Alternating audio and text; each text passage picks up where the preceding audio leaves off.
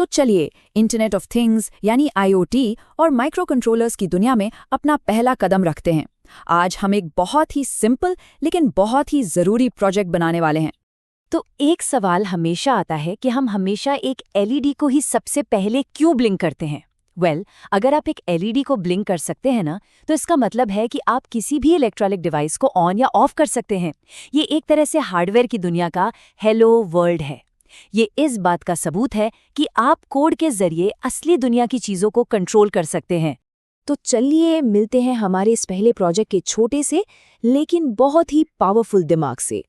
यह है ESP8266 board.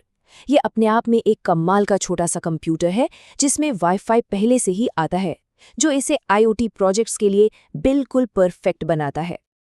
अब यहाँ एक मजेदार बात है। बाईं तरफ जो दिख रहा है वो है इसका अगला वर्जन ESP32। वो और भी ज्यादा पावरफुल है। उसमें डुअल कोर प्रोसेसिंग और ब्लूटूथ जैसी चीजें भी हैं। लेकिन हम अपनी शुरुआत दाईं तरफ वाले ESP8266 से करेंगे, जो कि बिगिनर्स के लिए बहुत पॉपुलर और आसान है। हाँ, दाईं तरफ वाली तस्वीर में 2 LED दिख रही हैं, पर हम अपने प्रोजेक्ट को सिंपल रखने के लिए सिर्फ एक से ही शुरुआत करेंगे। ठीक है, तो हार्डवेयर की बात हो गई। अब चलते हैं प्रोजेक्ट के सॉफ्टवेयर वाले हिस्से पर। हमें अपने इस नए हार्डवेयर से बात करने के लिए आर्डुइनो IDE को सेटअप करना होगा। अब ये IDE क्या है? इसका मतलब है इंटीग्रेटेड डेवलपमेंट एनवायरनमेंट।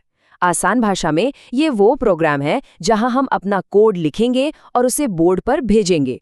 तो अपने आर्डुइनो सॉफ्टवेयर को ये बताने के लिए कि ESP8266 बोर्ड क्या है, हमें ये कुछ स्टेप्स फॉलो करने होंगे। चलिए एक एक करके इन सभी को देखते हैं। तो चलिए शुरू करते हैं। सबसे पहला और ज़रूरी काम है आर्डुइनो IDE को ये बताना कि भाई ESP8266 की फाइलें मिलेंगी कहाँ।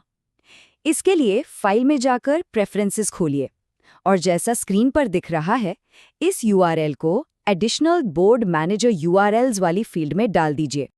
इसके बाद हमें बोर्ड्स मैनेजर खोलना है। ये वो जगह है जहां से नए हार्डवेयर का सपोर्ट ऐड किया जाता है। बस टूल्स मेन्यू में बोर्ड पर जाइए और फिर बोर्ड्स मैनेजर पर क्लिक कर दीजिए। बोर्ड्स मैनेजर में जाकर बस ESP8266 सर्च कीजिए। आपको ESP8266 बाय ESP826 कम्युनिटी वाला ऑप्शन दिखेगा। सीधा इंस्टॉल बटन पर क्लिक कर दीजिए और बस आपका IDE अब ESP826 के लिए बिल्कुल तैयार है। सॉफ्टवेयर सेटअप तो हो गया। अब डिजिटल दुनिया से निकलकर असली दुनिया में कनेक्शन बनाने का टाइम है। चलिए अपना सर्किट तैयार करते हैं। इस सिंपल से सर्किट को बनाने के लिए हमें कुछ बेसिक चीजें चाहिए होंगी। एक ESP826 बोर्ड, एक LED, एक 220 ओम का रेजिस्टर, एक ब्रेडबोर्ड और हाँ, कुछ जंपर वायर्स। ये रहा हमारा सर्किट डायग्राम। जैसा हमने पहले बात की थी, हम इस तस्वीर का एक आसान सिंगल LED वर्जन बना रहे हैं। तो अपनी LED और 220 ओम के रेजिस्टर को ESP8266 के GPIO 2 पिन से जोड़ दीजिए। इस पिन को अक्सर बोर्ड पर D4 भी लिखा जाता है। GPIO का मतलब होता है जनरल पर्पस इनपुट आउटपुट। मतलब बोर्ड पर ये वो पिन्स हैं जिन्हें हम अपने कोड से कंट्रोल कर सकते हैं। कनेक्शंस तैयार हैं। अब बारी है उस भाषा की जो हमारे इस सर्किट में जान डालेगी, यानी आर्डुइनो कोड। ये वो इंस्ट्रक्शंस हैं जो हमारे ESP8266 को बताएंगे कि उसे असल में करना क्या है। स्क्रीन पर आपको LED ब्लिंक करने का पूरा कोड दिख रहा है।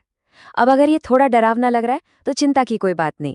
चलिए इसे लाइन बाय लाइन तोड़कर समझते हैं। आर्डुइनो कोड के 2 मेन हिस्से होते हैं। पहला है वॉइड सेटअप। इस ब्लॉक में जो भी कोड होता है वो सिर्फ एक बार चलता है, या तो जब बोर्ड पहली बार चालू हो या जब उसे रीसेट किया जाए। हम इसका इस्तेमाल सेटिंग्स को शुरू करने के लिए करते हैं। तो सेटअप के अंदर ये command pin mode pin output हमारे ESP826 को बस ये बताता है कि देखो, जो GPIO पिन 2 है ना, उसका इस्तेमाल हम LED को सिग्नल बाहर भेजने के लिए यानी आउट करने के लिए करेंगे। तो यहाँ हम पिन का मोड सेट कर रहे हैं। कोड का दूसरा और सबसे मजेदार हिस्सा है वॉइड लूप फंक्शन। जैसा कि नाम से ही पता चल रहा है, इस ब्लॉक के अंदर जो भी इंस्ट्रक्शंस है वो बार बार हमेशा के लिए चलते रहते हैं और इसी से हमारी LED ब्लिंक करती है। लूप के अंदर का सारा जादू असल में इन्हीं 2 कमांड्स का है। डिजिटल राइट पिन हाई का मतलब है पिन पर वोल्टेज भेजो, जिससे LED ऑन हो जाती है। और डिजिटल राइट पिन कॉमा लो का मतलब है उस पिन पर वोल्टेज बंद कर दो जिससे एलईडी ऑफ हो जाती है। मतलब हाई मतलब ऑन और लो मतलब ऑफ। कितना सिंपल है।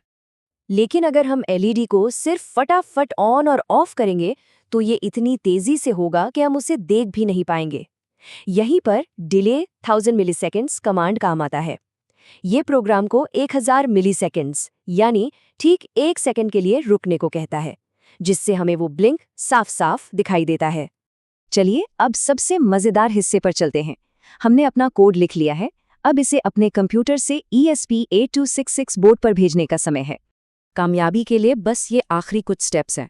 सबसे पहले अपने ESP8266 को USB केबल से कंप्यूटर से जोड़ दीजिए। फिर आर्डुइनो IDE में टूल्स/पोर्ट पर जाकर सही कॉम पोर्ट चुन लीजिए। ये बस कंप्यूटर का वो रास्ता है जिससे वो बोर्ड से बात करेगा। और आखिर में अपलोड बटन, जो कि दाईं तरफ वाला तीर है, उस पर क्लिक कर दीजिए। और ये देखिए, आपकी एलईडी अब ब्लिंक करना शुरू कर देगी। ये जो छोटा सा काम हमने अभी किया है, यही वो मेन प्रिंसिपल है जो इस ESP8266 वेब सर्वर जैसे बड़े और कॉम्प्लेक्स प्रोजेक्ट्स में भी इस्तेमाल होता है। मतलब आपने भविष्य की कई संभावनाओं का दरवाज़ा खोल लिया है। तो बहुत बहुत बधाई, आपने ये कर दिखाया। अपनी पहली IoT डिवाइस बनाने की ये एक शानदार शुरुआत है। तो आपकी पहली लाइट तो जल रही है। अब सोचिए आगे क्या कंट्रोल करना चाहेंगे, क्योंकि संभावनाएं सच में अनंत है।